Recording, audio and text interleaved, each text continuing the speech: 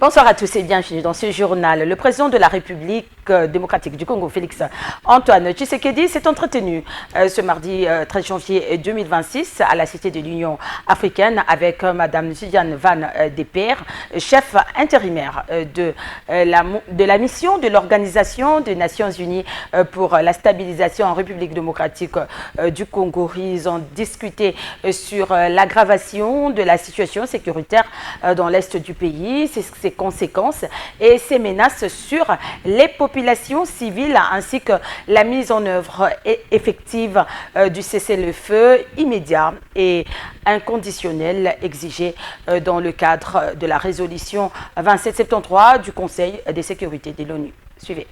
Première rencontre de prise de contact avec le chef de l'État, Félix Antoine Tshisekedi Tshilombo, la chef intérimaire de la MONUSCO, a tenu à marquer les esprits. À sa sortie d'audience, elle a confié l'importance capitale de ce premier échange, soulignant une volonté mutuelle de collaboration étroite. J'ai affirmé à son Excellence le président Félix Antoine Tshisekedi Tshilombo l'engagement des Nations Unies à soutenir la RDC dans le plein respect de sa souveraineté, de son unité et de son intégrité territoriale, et dans un esprit de partenariat avec les autorités congolaises.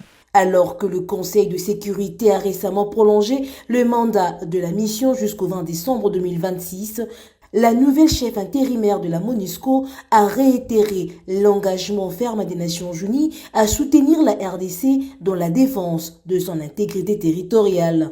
Le Conseil de sécurité a renouvelé le mandat de la MONUSCO à travers la résolution 2808. Ce mandat nous donne une feuille de route claire avec des priorités centrées sur la protection des civils et l'appui aux efforts de stabilisation en coordination étroite avec le gouvernement et au bénéfice des populations congolaises. J'ai exprimé ma profonde préoccupation face à la dégradation persistante de la situation sécuritaire dans l'Est et à ses conséquences humanitaires, notamment pour les civils. Notre priorité immédiate reste la protection des populations et la réduction de la violence. J'ai encouragé la consolidation d'un cessez-le-feu effectif et vérifiable. La résolution 2808 autorise la MONUSCO à appuyer la mise en œuvre d'un cessez-le-feu permanent en ligne avec la résolution 2773 et nous sommes prêts à jouer pleinement notre rôle d'appui selon les modalités convenues. Au-delà des opérations de terrain, les deux personnalités ont également évoqué la nécessité d'une communication conjointe transparente pour contrer la désinformation se référant à la résolution 2808 qui encourage explicitement une communication concertée entre le gouvernement et la MONUSCO. Après la visite de son éminence, le cardinal Fridolin Ambongo à l'école village Bondeko et Kabambaré, les enfants de la rue demandent la bénédiction. Suivez ces images sans commentaire. Silva! Silva!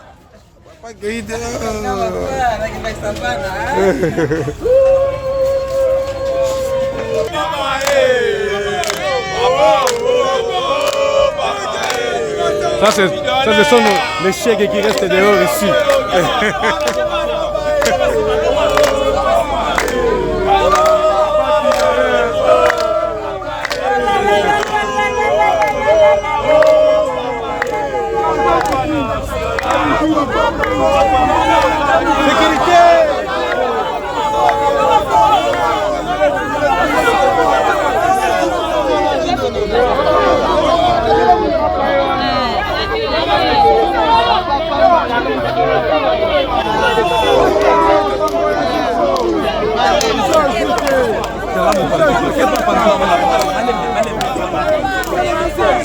EP1, 7, Kimpangi et lycée technique Tolendissa. C'est ce groupe scolaire qui a été bénéficiaire d'une dotation de bancs pupitres de la part du service national.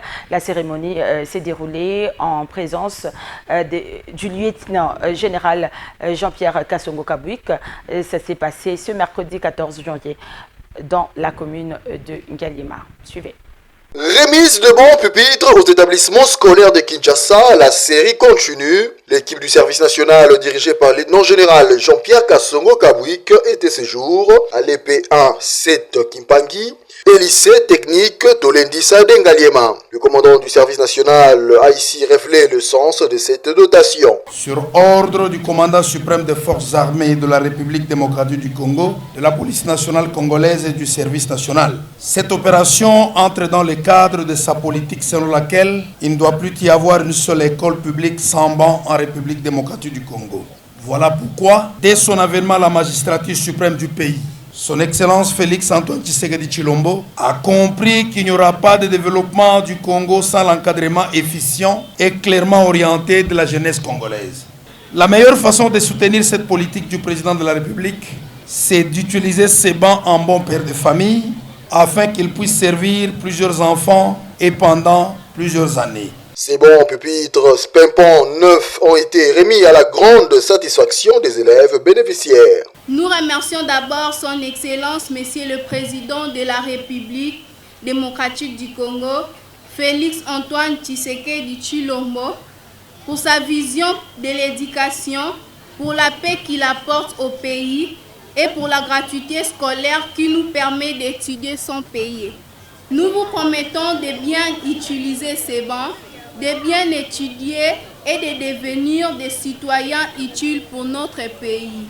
Le chef d'établissement n'est pas à son tour resté indifférent. Sentiment de gratitude et de joie que nous prenons la parole en ces jours mémorables au nom de la communauté éducative de l'EP1 7 Kimpangi et du lycée technique Tolendissa. Nous tenons tout d'abord à exprimer notre reconnaissance au président de la République, son Excellence Félix Antoine Tshisekedi Tshilombo, pour sa vision éclairée en faveur de l'éducation, son engagement pour la paix et surtout pour la mise en œuvre courageuse de la gratuité de l'enseignement de base dans notre pays. Pas d'école sans bon, la campagne continue bel et bien son expansion sous l'égide du commandant du service national, le lieutenant général Jean-Pierre Kassongo Kabouik. Le gouverneur militaire de l'Ituri, Luboya Kachama Johnny, annonce qu'il va capturer, mort ou vivant, le chef rebelle Thomas Lubanga. Suivez. Thomas wana toko kangaye, soki nga nazate, j'ai déjà tout fait. Thomas, j'ai déjà tout fait. Mort ou vivant, j'ai déjà tout fait pour qu'on t'arrête. Thomas, j'ai déjà tout fait. Mort ou vivant, moi, tu ne vivras pas en paix. Tout, j'ai déjà tout fait pour qu'on t'arrête. Toi, Thomas. Même si tu vas te cacher sur terre ici, il n'y a aucun endroit où tu peux te cacher. Même là où tu es, on viendra t'arrêter. Crois-moi. Parce qu'au Bomissi, depuis 1999, ti lelo. Bana lelo, bana mike, 9 ans, 10 ans, ils ne vont plus à l'école. Tu veux que qui t'apprenne? Même le diable, il n'a pas ta tête. Le diable est même plus beau que toi. Mais c'est vrai. Face à l'insécurité persistante entretenue par des groupes armés hostiles au processus de pacification, plusieurs communautés réaffirment aujourd'hui leur engagement en faveur de la paix. Un message fort lancé en soutien aux efforts du chef de l'État Félix Tshisekedi et de l'administration militaire conduite en province par le lieutenant général Luboya Kachama Johnny. Reportage.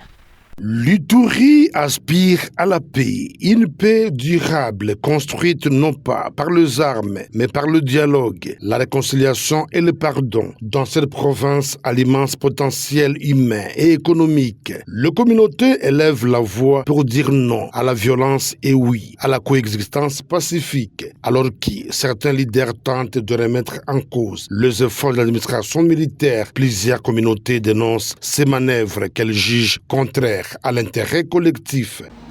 La position de ma communauté est d'appeler tous les groupes armés qui endeuillent notre chère province de l'Ituri. Il y a un temps pour tout.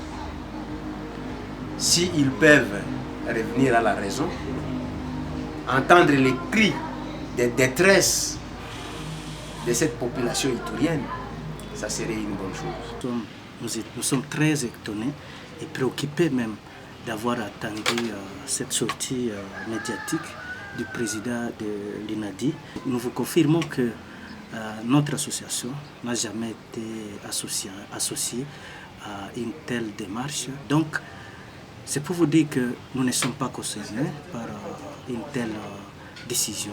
Et à toute la population de l'Ituri et aux groupes armés, nous voudrions lancer un message de paix, un message surtout de continuer à travailler pour la paix comme nous l'observons aujourd'hui. Un message partagé par d'autres composantes de la société iturienne qui appellent à l'unité et à la responsabilité collective. Le message, c'est que nous devons être un. Nous devons laisser les manipulations. Nous devons éviter, en tout cas, de coopérer ou de collaborer avec les forces négatives. Et nous disons à notre population que cela n'est pas possible et que nous devons prêter main forte à notre gouvernement et au gouverneur militaire pour que la paix qui a déjà commencé revienne et que nous puissions vivre dans la paix. Depuis sa prise de fonction, le lieutenant-général Boyanka Chomadjouni a multiplié les initiatives privilégiant une approche globale, inclusive et résolument non militaire, dialogue communautaire, appel au pardon, mécanisme de réconciliation, autant de leviers pour reconstruire le tissu social, une vision alignée sur celle du chef de l'État qui place la paix au cœur du développement.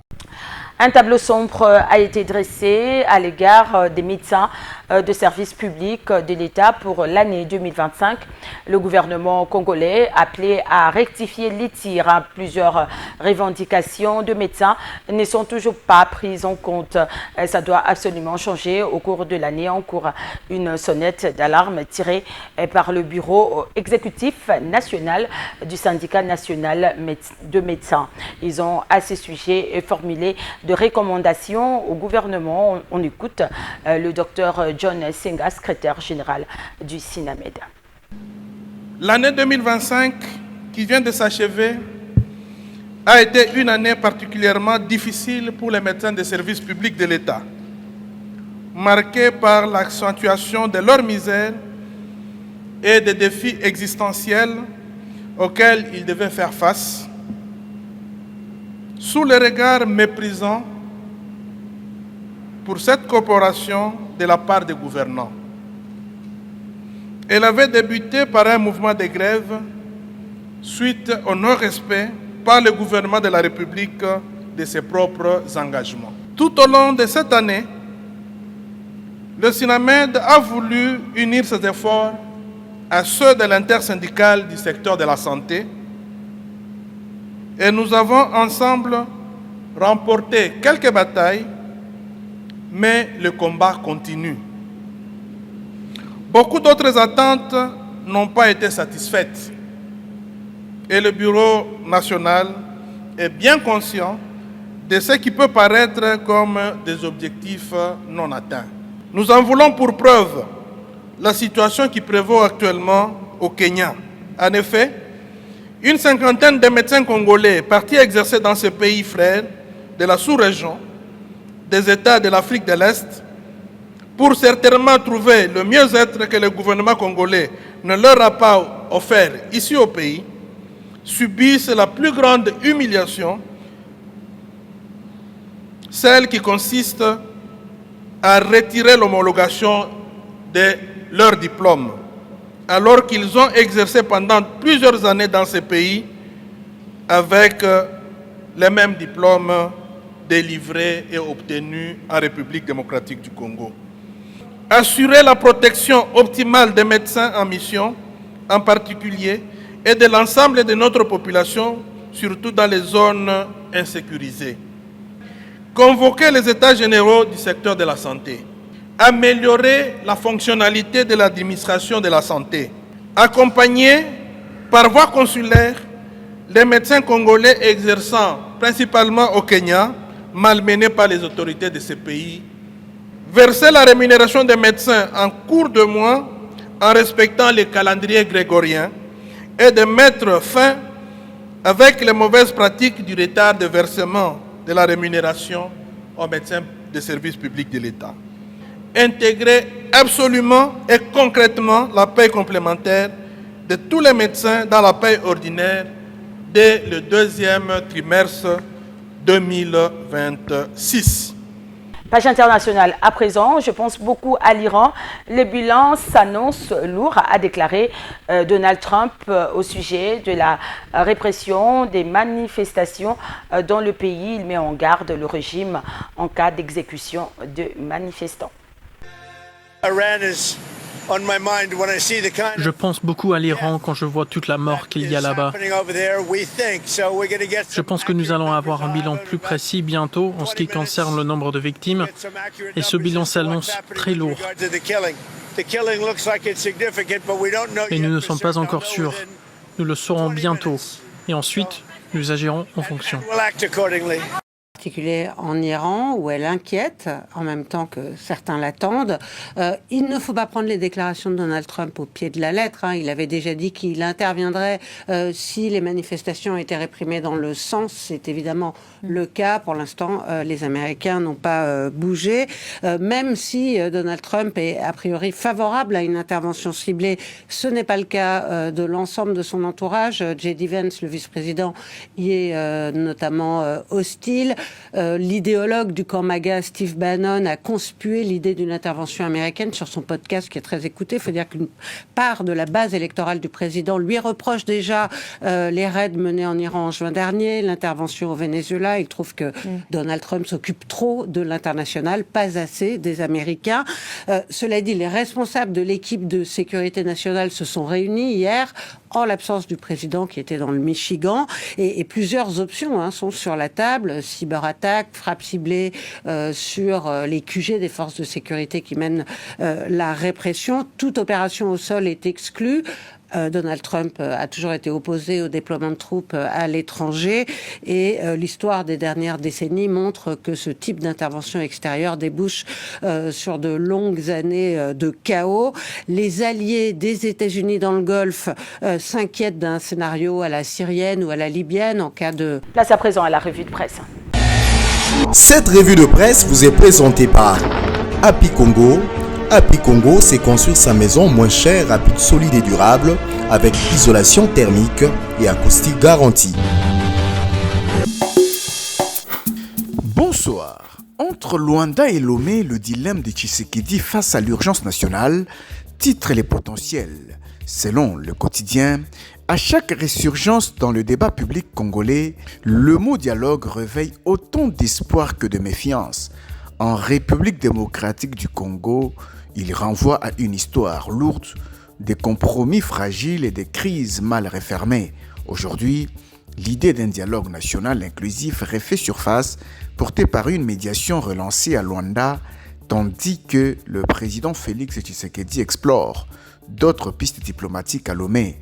Mais derrière cette effervescence se cache une réalité plus sombre, une classe politique profondément fragmentée et une insécurité persistante à l'est marquée par l'avancée du M23 soutenu par le Rwanda. Tshisekedi est entre un dilemme, aller à Luanda ou à Lomé. Guerre d'agression, duplicité du Rwanda, le tocsin d'éveil de Patrick Muyaya aux Congolais et rapporte le quotidien. Selon le graphique, le ministre de la Communication et Médias, porte-parole du gouvernement Patrick Muyaya Katembwe, a pris part le mardi 12 janvier en début d'après-midi au premier échange intergénérationnel 2026, une rencontre organisée par l'ASBL Dialogue intergénérationnel. La cérémonie a eu lieu au Centre Wallonie-Bruxelles de Kinshasa. Intervenant en premier dans les deuxièmes panels, le ministre a développé les sous-thèmes processus des Doha et de Washington vers une paix durable, analyse des rapports de force et des acteurs clés. C'est le tocsin de veille de Patrick Mouyaya au Congolais. 14e session de la commission permanente mixte défense et sécurité, la RDC et la Zambie renforcent leur coopération sécuritaire, signale Forum des As. La République démocratique du Congo et la République de la Zambie ont ouvert hier mardi 13 janvier à Lubumbashi la 14e session de la commission permanente mixte défense et sécurité, un cadre stratégique des concertations destinées à consolider la coopération bilatérale en matière de paix et de sécurité. Les travaux prévus du 13 au 16 janvier se déroulent en 2 phases, à commencer par la réunion des experts.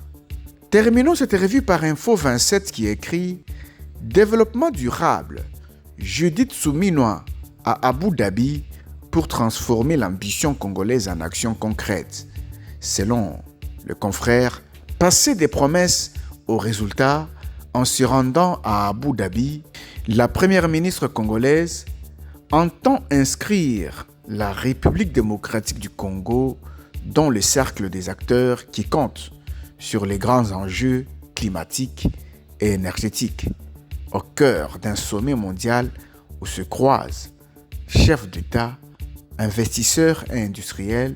Kinshasa assume une ligne claire, faire reconnaître ses atouts naturels comme des leviers de croissance durable et non comme des simples réserves à exploiter. Bonsoir. Cette revue de presse vous a été présentée par Happy Congo.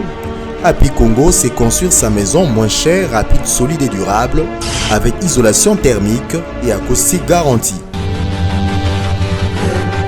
Et c'est la fin de cette édition, Madame, Monsieur. Merci à vous de l'avoir suivi.